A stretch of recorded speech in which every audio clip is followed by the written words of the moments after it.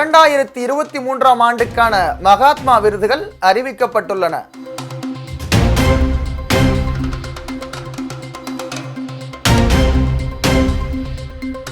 இரண்டாயிரத்து 47ஆம் ஆண்டில் இந்தியா பற்றிய தொலைநோக்கு பார்வை.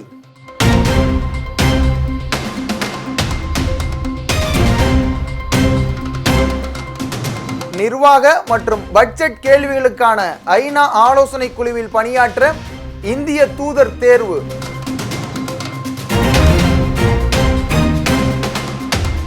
இந்தியா ஆப்பிரிக்க யூனியன் ஒத்துழைப்பு குறித்து நிதி ஆயோக் தற்பொழுது பயிலரங்கை நடத்தியது.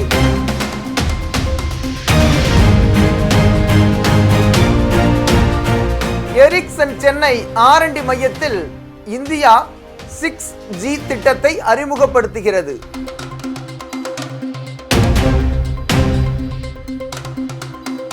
உலகின் முதல் பயணிகளை ஏற்றிச் செல்லும் பறக்கும் டாக்ஸிக்கு சீனா ஒப்புதல் அளித்துள்ளது.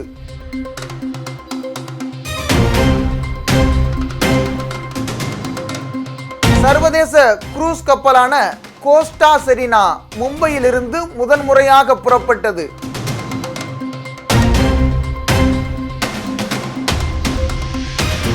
உலக உணவு இந்தியா 2023 என்ற நிகழ்வை பிரதமர் மோடி தொடங்கி வைத்துள்ளார்.